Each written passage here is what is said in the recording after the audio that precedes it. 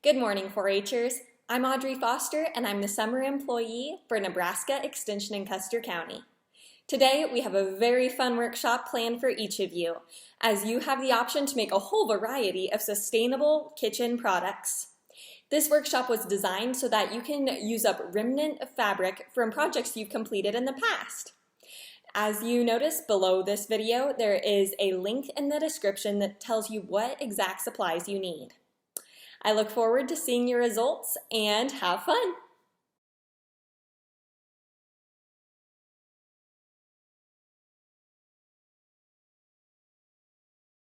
Hi, I'm Emma Olson and I made some helpful gadgets for our family to use in the kitchen.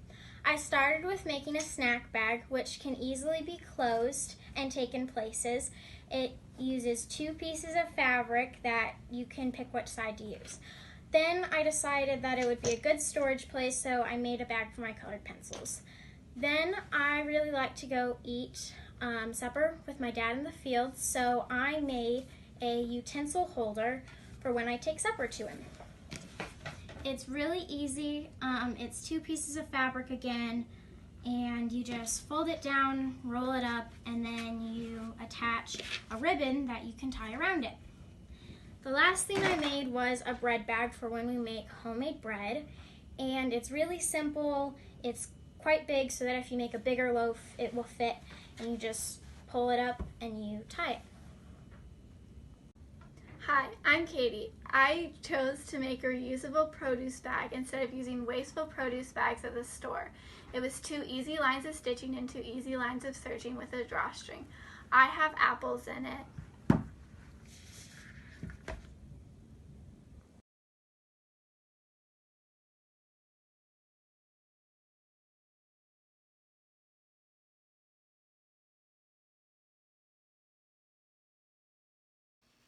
So for our sandwich wrapper, the first thing we have to do is sew our 2 squares of fabric together.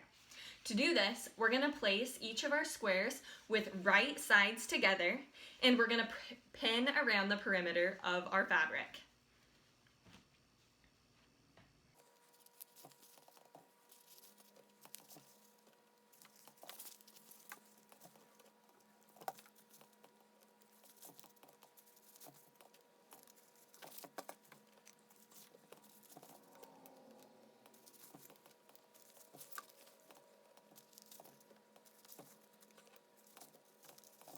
As you can see, I've pinned around the entire perimeter of my square. Once this is complete, we'll want to go ahead and sew around this perimeter at a 4/8 seam allowance. However, we've got to flip this right side out, so make sure that you leave a 3-inch hole so we can flip it somewhere. I oftentimes like to mark where I'm supposed to start and stop with lots of pins or little clusters of pins, such as this. So then I know that I'm supposed to start here and stop here.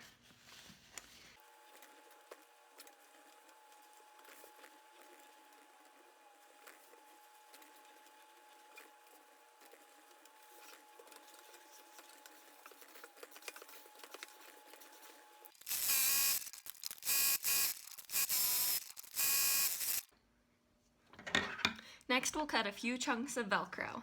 So I'm going to cut about 2 inches, or 1.5 to 2 inches here, and I'm going to cut 2 of those sections, such as that.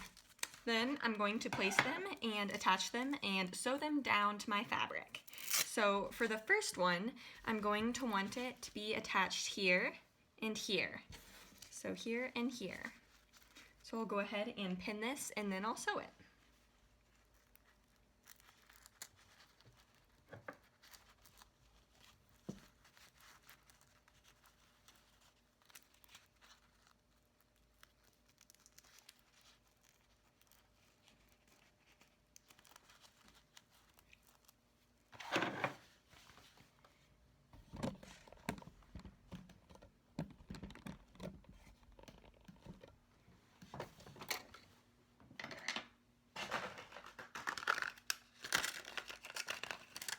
I have special feet I like to use for these. This one is a ditch stitch foot, and it just stitches right along the edge, but you do not necessarily need the feet for this.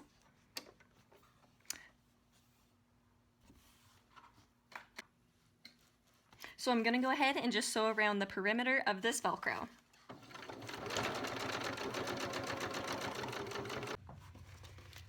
Now that we have this pair of Velcro attached that will be on the outside, we've got to sew in our other set of Velcro. So we're gonna unsnap these two pieces, and we will place one on this side of our square.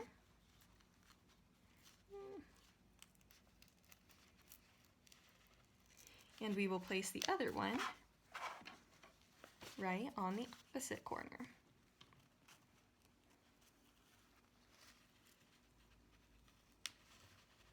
So for a better view of this,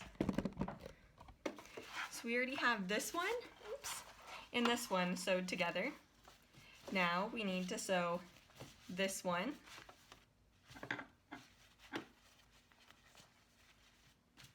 and this one together.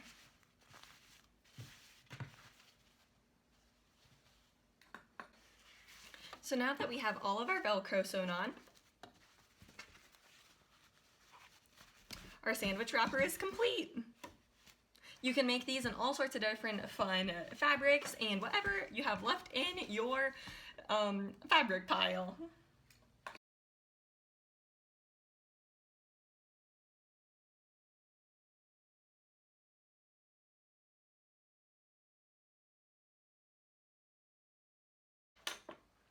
For our travel utensil kit, we're gonna start with taking our two pieces of fabric.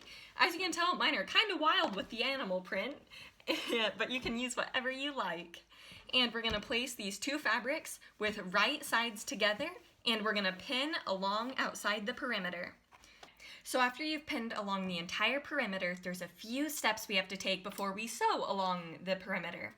First, we've got to leave a hole so that we can flip our fabric so that it's right side out, since we pinned our right sides to the inside. So what we're gonna do for that is we're gonna take a few pins to mark where we're going to start and stop. I just like to put these clusters of pins because then I see them and think, oh, what's going on there? And then I remember to either start or stop. So I have my starting point and my ending point. And then the other thing we have to do for this utensil travel case is to insert our piece of ribbon at this time. So you can use whatever kind of ribbon or thickness of ribbon works for you, but I am going to go with this, let's go with this orange ribbon for this first one. So I'm just going to measure out about, let's see. So I'm gonna measure out about that much or so, so that's about 18 inches, and then we're gonna go ahead and cut it. You may want to either get your parents' help to either burn the ends of these to make them stay, or else you can also use spray check. Today, I'm gonna use some spray check. So for this, all I do is shake it up, and I put a little on the ends just to make sure that it doesn't ravel. Okay, and this just preserves our ribbon a little nicer.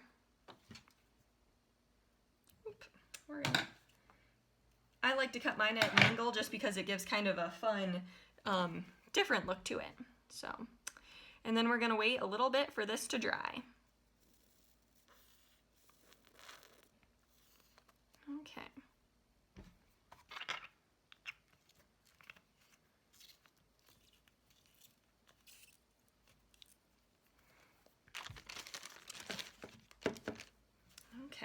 Then on one of our sides, let's see, make sure you're paying attention to which way is right side up versus wrong side up. You can kind of see my animals on the back side here. So I want to make sure that they're facing the right way when it's rolled up. So I want my travel case. Let's see, I'll want this to be the outside. So this inner part will be the pocket. So then I'm going to measure up 10 inches. There we go. And then I am going to attach the ribbon right here. So to do this, what I'm going to do is I am going to move my ribbon. You may need to remove a couple pins to do this. I'm just going to move my ribbon to the inside like so. Make sure that the tails are tucked in so that they won't get caught in other parts of the seam. And then I will just pin this in like so.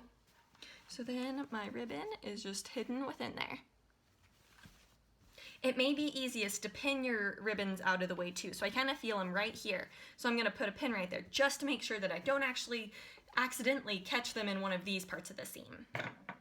Now I'm going to go ahead and sew around the perimeter or the outside of this rectangle at a 4/8 or 1/2 inch seam allowance.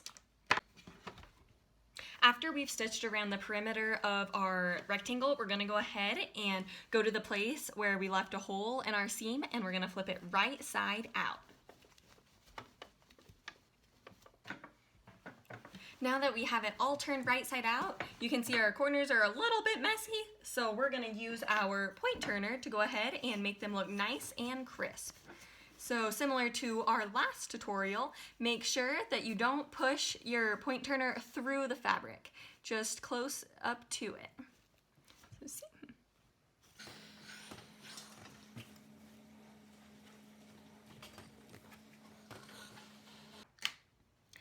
Next, we're going to go ahead and sew along the outside of the fabric at a 1/4 inch seam allowance. Now that we've sewn around our large rectangle of fabric and have our strings attached, what we're going to do is make the pocket for our silverware. So what we're going to do is, as you can see, there's this long edge with the ties attached. So remember how we measured up 10 inches from one side to place the ribbons. On that shorter side, we're going to go ahead and fold up our pocket 5 inches. So what I think is helpful with this is using a seam gauge. Okay, so I'm going to adjust it to 5 inches. There we go. And then I'm going to go ahead and measure along here at 5 inches, because then we're going to sew up parts of this pocket. So I think it's useful to start at the edges and make sure it's at 5. Then I will place my pins along the outside.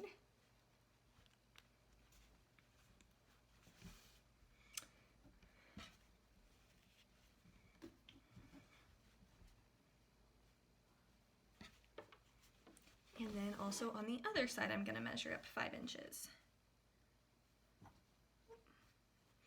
Once again, you can adjust this to whatever works with your silverware best. 5 just happened to be what worked well with mine.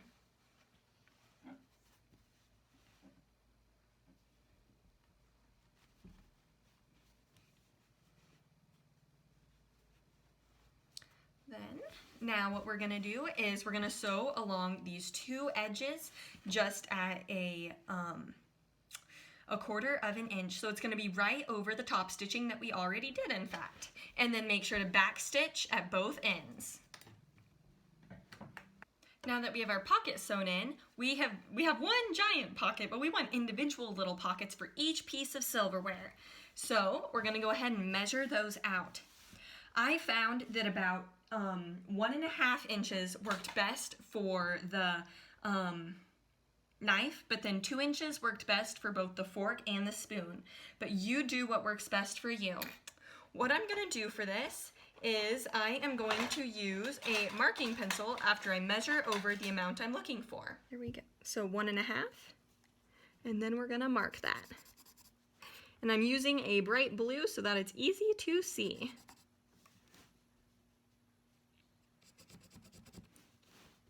Then I'm just going to stitch right along there with my sewing machine, and then I can connect those. And then I said that 2 inches was best for the spoon and the fork. So I'm going to move my seam gauge up to 2. And then from that line, I'm going to measure over 2 inches. There we go.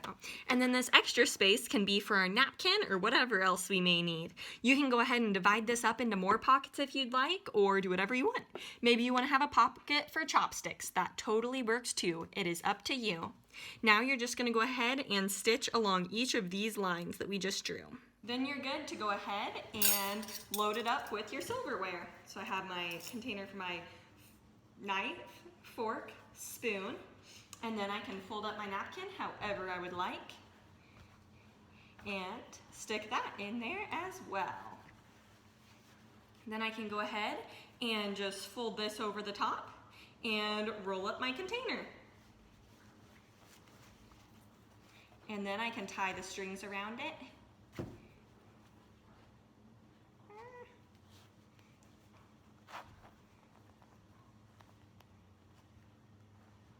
And you're good to go. You have your little picnic pack traveler.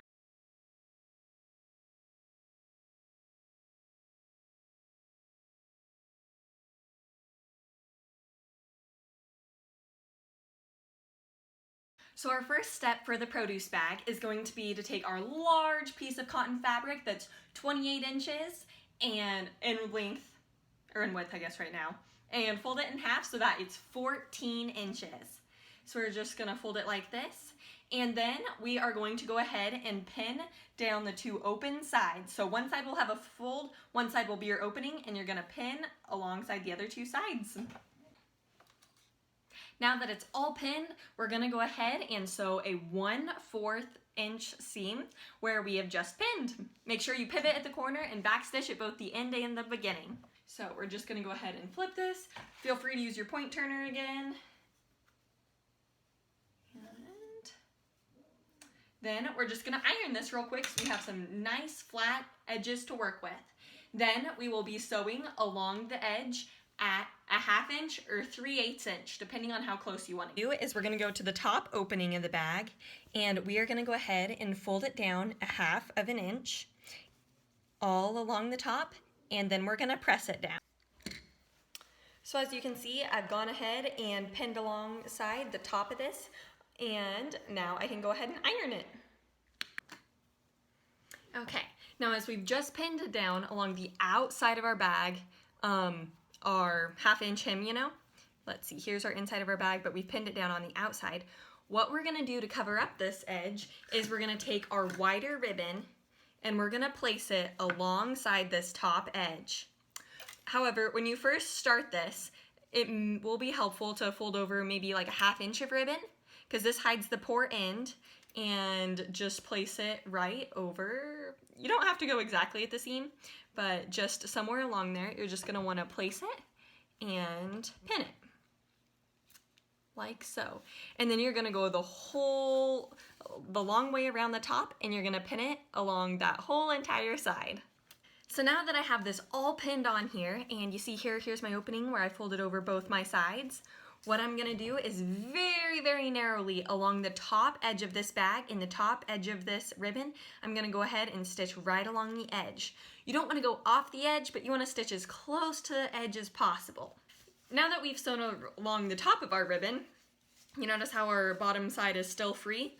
We've got to go ahead and sew along the bottom side of that ribbon, and you want to stay just as close to the edge as you did for the top side. It's just that we're going to be sewing along the bottom of the ribbon. Our ribbon, or our larger ribbon, is all attached. We're going to take our smaller ribbon and thread it through our opening that we've created, you know, where we folded down the two edges of our ribbons. So we're just going to thread our narrow ribbon through the larger ribbon. I oftentimes like to use a safety pin to do this, and what I will do is I'll take a safety pin and I will attach it to my ribbon, and then I will use a piece of tape to secure it so that it doesn't come open while I'm threading it. Let's see. Okay, so I got my piece of tape, got my threaded ribbon, and I'm just gonna go ahead and seal it up like that, and then I'm just gonna thread it through this opening. One last step we're gonna do to make sure that our ends don't come loose when we're either washing it or if we just pull too hard, what we're gonna do is we're gonna find, okay, so we have our opening, we're gonna find the other side and where it's in half, and we're gonna take that side and we're just gonna sew right across there to make sure that our ribbon doesn't get twisted or come out. So, And there you go. You have your produce bag. Now, there are some variations you can do to this, such as you could round off your corners either by cutting them at circles or however you want to do it. This is just the version that I liked. So then you can either go to the farmer's market or collect produce at the grocery store in these. I like to use this type of fabric because it's kind of thin and you can see through it for if you're trying to read labels at the grocery store. Or else you could even go collect stuff in your garden to collect in it. And then once it's full, then you can just slide up your drawstrings and tie it shut.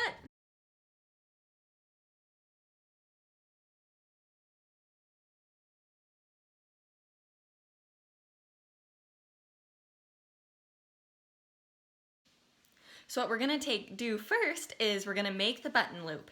So taking your 1 inch by 5 inch rectangle of fabric, we're gonna go ahead and fold it in half and we're gonna pin it and then iron it. And we're gonna fold each of our sides to the inside and then press it again.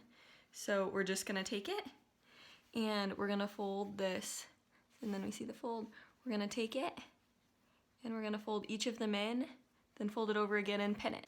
After you've pinned the entire length of your upper hem, before you sew it, what you're gonna do is you're gonna make sure to insert your button loop. So to do this, what we're gonna do is we're gonna fold this length in half to find the center. Oh, you may have to remove a pin for this. Okay.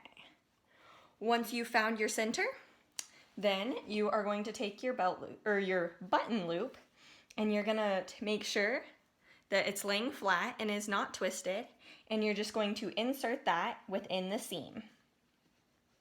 Then we want it facing up, or let's see. So we just inserted it in the seam, but we want it facing up, so we're gonna flip it like this. And then we'll pin it.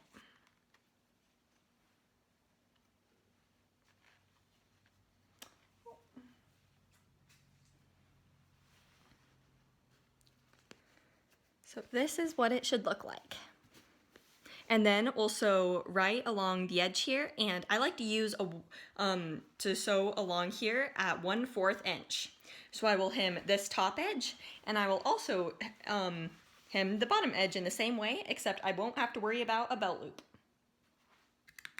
After you've sewn in your belt loop and sewn in the hem on the other side, what you're gonna do is you're gonna take your long strip of fabric and you're gonna fold it in half so that your hems are on one side and there's a fold on the other side.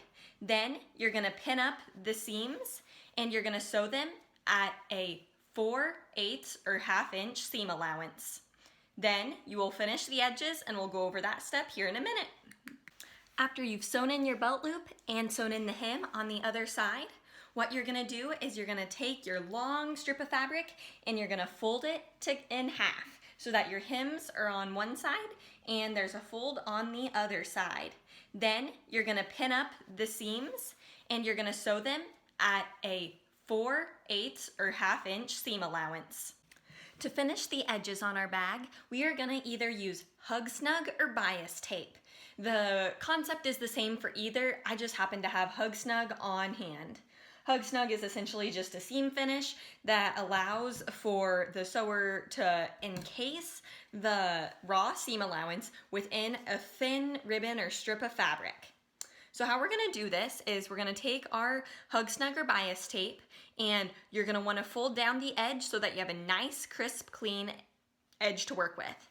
Then you're gonna line that up with your seam allowance and you're just gonna fold it on top and sandwich it.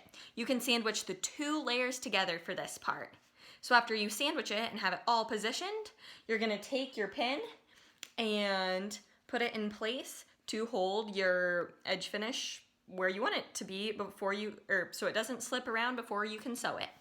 If you don't want to use Hug Snug or bias tape, you can always pink and sew or zigzag or even overcast your edges. But you're just gonna put on this trim tape for the entire length of the 2 sides. This is what your bag will look like when you have all the bias tape or Hug Snug in place. Then what you're gonna do is just sew right along the edge and make sure to catch all 4 layers. Once it's been sewn on, we're gonna go ahead and make the bottom corners of our bag. So to do this, what we're gonna do is we're gonna, once again, make points out of our bottom corners. And we want our points to be 2 inches in depth. So we're gonna measure with our seam gauge down to 2 inches. Then we're gonna mark a perpendicular line and then sew across it. And we will do this for both sides. After we've sewed across our corners, we're gonna go ahead and trim off this extra flap, and we're gonna trim it down so that there is a 1/2 inch seam allowance. So just gonna cut both sides here real quick. And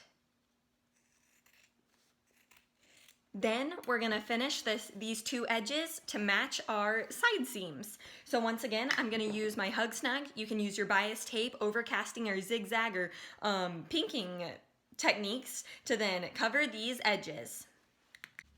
Next, you're gonna turn your bag right side out. And as you notice, it now has kind of a fun bottom. Okay, so to finish up our bags, what we're gonna do is on the side that doesn't have the button loop, so this side, we're gonna measure down from the top 5 inches. So from the top, 5 inches, and then this spot will also be 5.5 inches from each of your sides. Once again, I recommend using a seam gauge to find this point. And then we'll put a little mark there. And that's where we'll sew on our button. So then when it folds over, it will look like this. After the button has been sewn on, your final step is going to be to press it in a manner that looks like a paper sack. So to do this, we're gonna go ahead and unbutton it real quick. And we're just gonna iron in creases that mimic the fold of a paper sack. Here's what the finished sack will look like.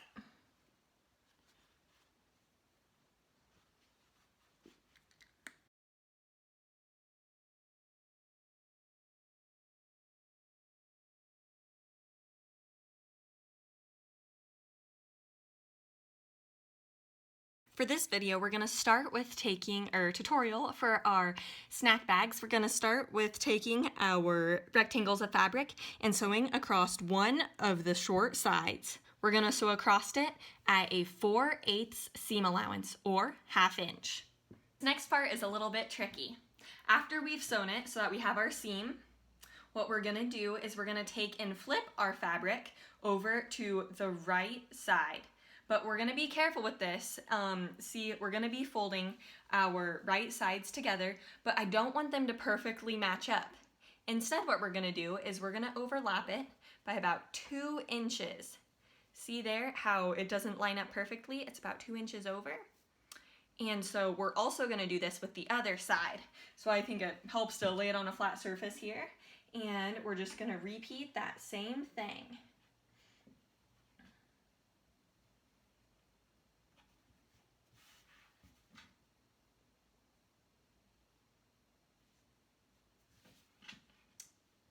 So as you can see here, it kind of makes a little bit of a W, or you have your edges there.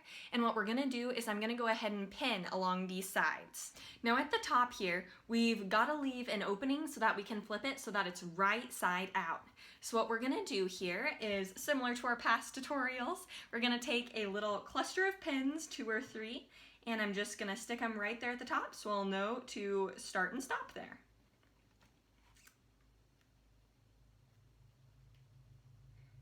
Go. So what I'm gonna do is I'm not gonna sew across this bottom where we have no pins, but I'm gonna start here and sew from here, sew up, pivot, sew here. I'm gonna back stitch it both places, and I'm gonna repeat that same thing for the other side. I'll start here and back stitch, I'll sew and pivot, and sew down this other side and back stitch. To make our snack bags easier to turn, I'm gonna go ahead and clip my corners. So what this means is we are going to take it and make sure our lining, and we're just gonna clip our corner, and then we're gonna clip our other one a little bit longer, such as that. And we're gonna repeat that on each of our sides. Then I'm just gonna clip my bottom corners, such as that. I'll clip this other one. Careful not to clip through your stitching. That would be very, very bad, and you would have to either probably start over or do some serious damage control. So after you've clipped all your corners, you're gonna go ahead and flip it right side out. So to do this, we're just gonna take that hole that we left right at the top and we're just gonna flip it. Once again, you can use your point turners here if you'd like to. Okay. Now what we're gonna do is, you notice we have this hole in the top. What we're gonna do to solve that is we're just gonna pin across there and then I'm gonna sew a 1/8 seam from the edge just right across this top edge and only that top edge. Now for our final step, what we're gonna do is we have this flap now that's been sewn shut at the top. Now what we're gonna do is we're gonna fold our flap down and we're gonna sew across each of these edges just at a very, very narrow seam allowance, so as narrow as you can make it, hopefully less than 1/4 of an inch. And now we've completed our little snack baggies. So you can fill these with everything from crackers to grapes to goldfish to Cheez-Its to even raisins. You're only limited by what you can't think of with these, but feel free to fill them with whatever you'd like, and you can throw them in a lunch bag, and then when they get dirty, you can put them in the washer, depending on your type of fabric, but I'd highly suggest using cotton so that you can do that.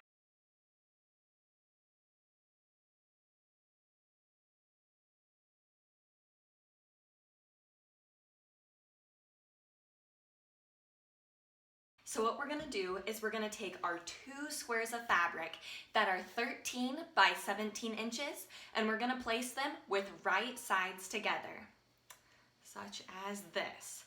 And then we are gonna pin and then sew around 3 sides of this bread bag, or what will be our bread bags. So we're gonna leave one of the shorter sides open, but then we're going to pin around the opposite 3 sides. So now that I've sewn around the entire, 3 sides of my bag, or 3 of the 4, so this one, and this one, what I'm gonna want to do to get this bread bag so that it has a nice bottom is to create corners in the bottom of the bag. So what I mean by this is I'm going to take my bag and I'm gonna go to these bottom 2 sewn corners, and I'm gonna fold them into triangles so that then I get a nice point, and then I will sew across them. You can make these corners whatever depth you want. Make sure you make both corners the same, but I'm going to make mine about 2.5 inches. I think that one of the easiest ways to do this is to get a seam gauge. Okay, so as you can see, I have measured down from this point 2.5 inches. Measured down to, if I'd get my seam gauge flipped the right way. I measured down 2.5 inches, and then I marked a straight line that is perpendicular across there, and I've pinned it. Now I'm gonna do that to the other side as well, and then I'm gonna sew right along those seam lines. Now I've sewn each of these 2 flaps, and I backstitched across both ends. So as you can see, I have a nice bottom to my bag now. So now what I have to do is I'm gonna trim off all this excess. So leaving about a 1/2 inch of leeway, what we're gonna do is we're gonna go right along here and just cut this off. Like so. And I'm gonna do that to each side. Let's see. Holding it nice and flat. Once again, this would be easier on a flat work surface. And I'm just gonna trim right across there. Okay. And then using whatever seam finish you used on all of your seam allowances, you're just gonna finish these 2 little seams like that as well. Now that we've sewn around here a 5/8 seam allowance, what we're gonna do is we're gonna fold our seam allowance, or our extra fabric and raw edge down to meet that line of stitching, and then we'll fold it down again. Then we'll press that, then we'll pin it, press it, and then sew it right along that bottom edge. After you've hemmed your upper edge, you're gonna take your cording and fold it in half, just like I have.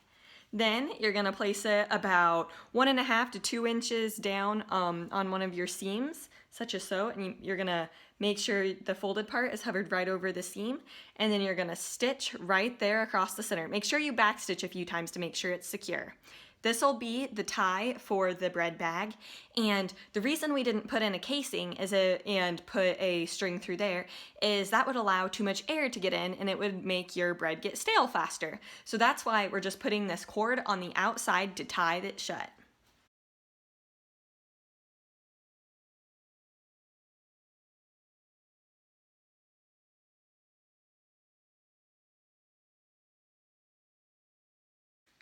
For your harvest apron, you're going to start with taking your 2 pieces of 30-inch by 30-inch fabric and making them like they're very nice and wide, and making them so that you have the 2 right sides together. Once the 2 right sides are together, you're going to go ahead and pin up 3 of the 4 sides. Or it's a square, it doesn't matter which 3 sides you pick, as long as, it doesn't matter which sides you pick. So you're gonna pin those, and then you're gonna sew them up at a 1/2 inch or 4/8 inch seam allowance. What you're gonna do next is trim the 2 corners where you had to pivot while you were sewing.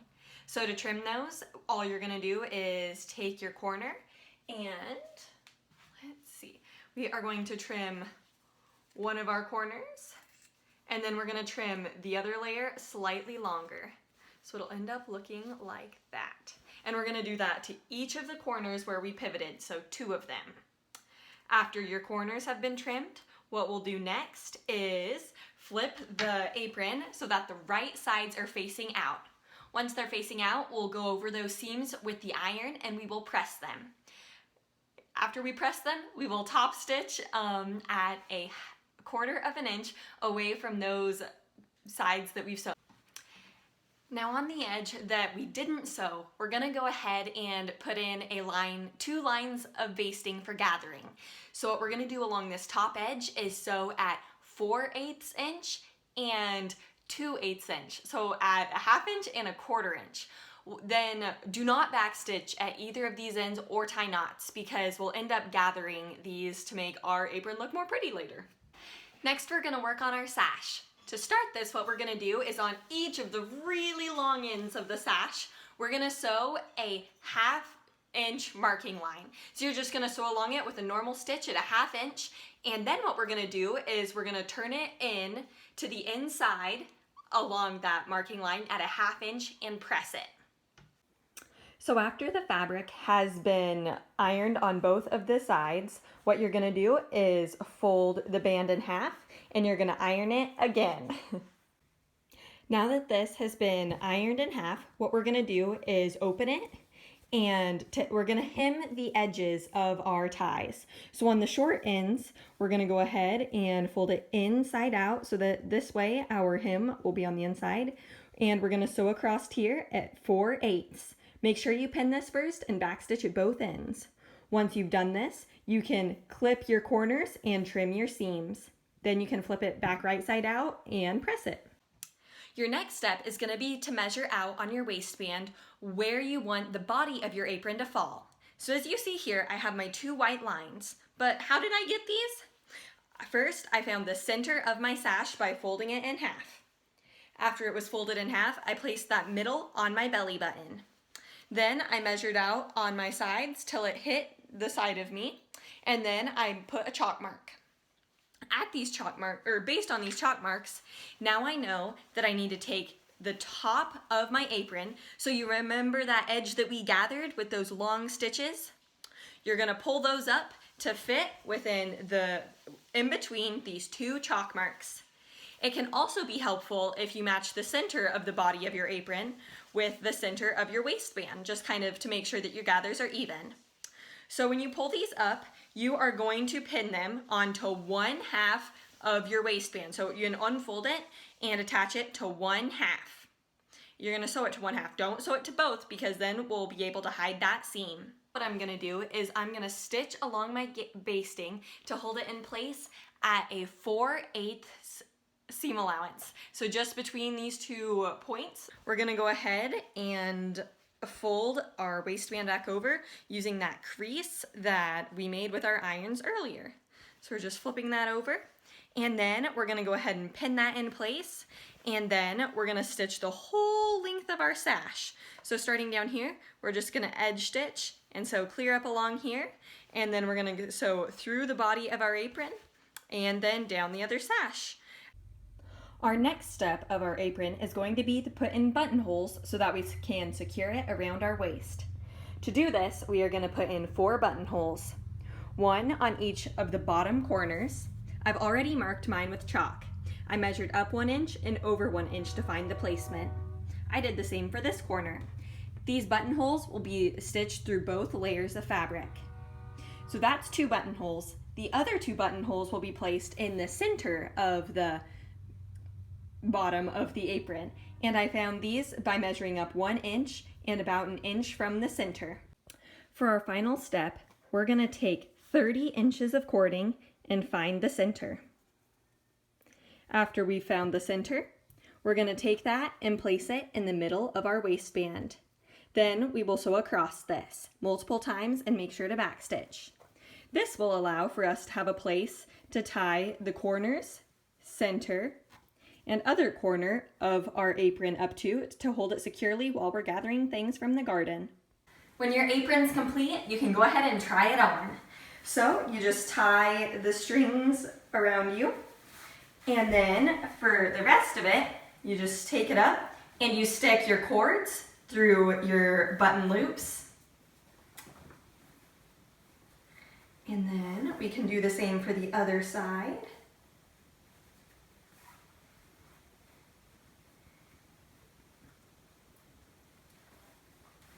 And then we can just tie it at the center. And then you can gather all sorts of different produce, such as lettuce, spinach, and anything else you can think of in your garden, and you're ready to go. So as you guys have learned today, there's a whole variety of things you can make from leftover remnants of fabric, especially stuff you can use in your kitchen. And this is only the beginning. The internet and your own minds have a whole bunch more ideas of things you can create using up those scraps of fabric. Thank you for joining us today, and I look forward to seeing you next time.